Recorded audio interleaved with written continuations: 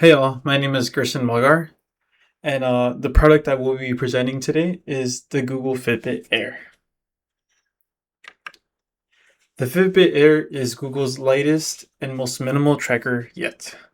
It is a tiny screenless pebble that slots right into a soft interchangeable band, as seen in the pictures below. There are no buttons and no displays, and no constant notifications buzzing on your wrist. This product launched on May 7th of 2026 with the goal of making advanced health tracking simple and accessible. Core metrics like continuous heart rate, sleep stages, skin temperature, heart rate, and automatic workout detection are all handled quietly in the background. You can check everything in the Google Health app only when you want to. And the best way to simply describe this product is that it's light, simple, and effective. Right. So the pricing strategy.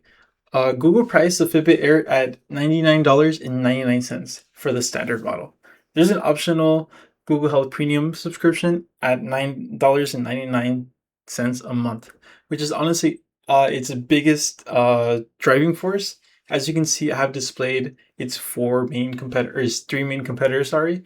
So going down the list, the Google Fitbit Air caps at $100. The Whoop is $200, the Oura Ring is $400, and the Garmin is at $300. And one thing to note is that most of these products require subscription, whereas the Google Fitbit Air does not.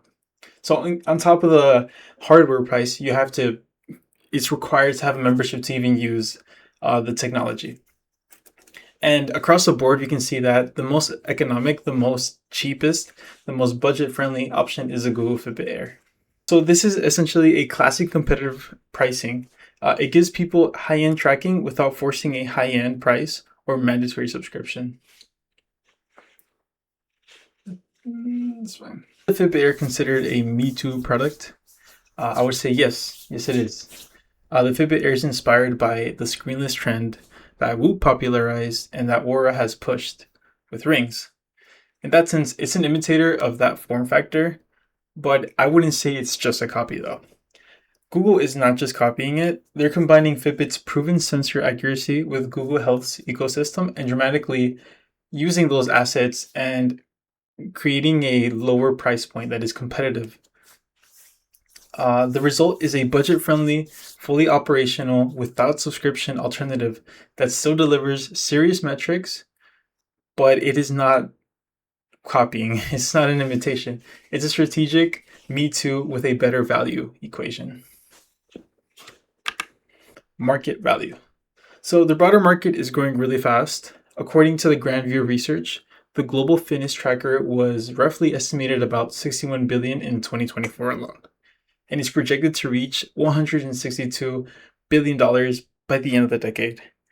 That's an 18% compound annual growth rate.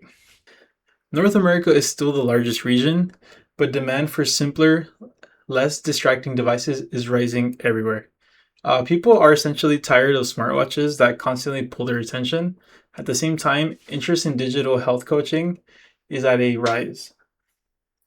These two trends, demand for minimalism and demand for smarter ways of coaching and fitness tracking. So, which essentially creates a clear opening for a product like the Google Fitbit Air.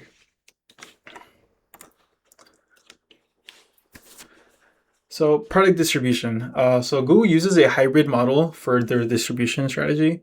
You can buy the Google Fitbit Air directly from the Google Store online, or find it in major retailers like Best Buy, Amazon, Target, and Walmart. This mix lets Google control the brand experience online while still reaching shoppers who prefer to see and touch the product in person. Because the device is relatively inexpensive and easy to understand, retail placements make sense and expands reach quickly.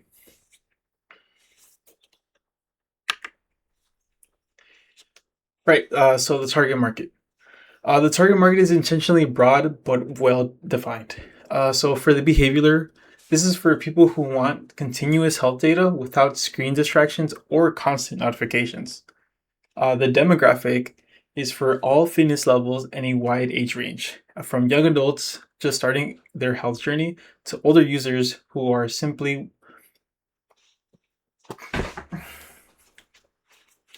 Right, so the target market. The target market is intentionally broad, which really does help the product's success, and it is well defined as well.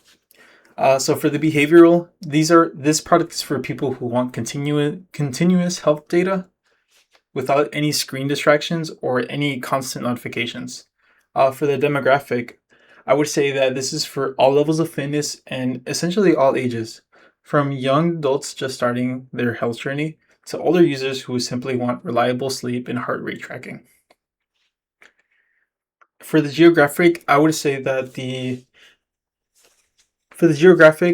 United States is really the biggest contributor, but other developed markets or other developed regions are also hopping onto this product. For the geographic, primarily the United States and other developed regions where Google Health and the Fitbit already have a strong presence. So this would be like first world countries like the UK and most of the EU, along with the United States. For the psychographic, this would be for individuals who are focused on improving overall fitness and long-term health rather than chasing every notification or social media leaderboard. In conclusion, anyone who wants the benefits of a high-end tracker without the complexity of the cost, this is for them. This is the target. Google is using a classic mix of promotion tools. Celebrity and influencer endorsements are front and center. The Steph Curry Special Edition is the clearest example. Product reviews from reputable news outlets like CNN, Underscored, Mashable, and even YouTube content creators are heavily leveraged. On the purchase incentive side, Google offers a free 3 months trial of Google Health Premium. They are also able to trade in other devices or other trackers for a price cut. And it is also eligible through HSA or FSA for the standard model. These elements work together: the celebrity partnership, third-party reviews, and also just simply the free membership. These are really good incentives to sway customers or to introduce new customers to the product. Position and differentiation. Google positions the Fitbit Air as a simple, affordable, and distraction-free way to get serious health insights. I would say its strongest competitor, if not its direct competitor, is the Whoop, which essentially does the same thing but at a very high premium cost.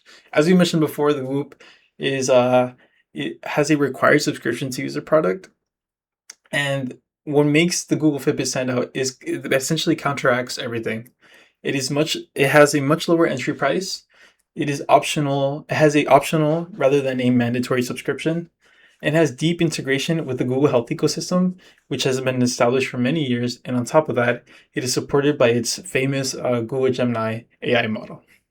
This is a scenario that we're placed in where Whoop and other competitors say, you will pay a premium and receive a premium. And instead, Google is essentially saying, pay one price and get a serviceable model. These are the sources I use for my presentation, and along with all the images I use as well. Before I conclude my presentation, I would like to share a personal testimony on the Google Fitbit Air, as I am a proud owner of the product.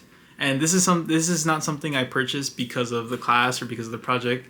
I did purchase this product about 3 months ago, kind of even way before I even took this class, and it really inspired me to make my project based on this product, because most of the items I covered today in this presentation and in general with this marketing class are the reasons why I went ahead and purchased the Google Fitbit Air.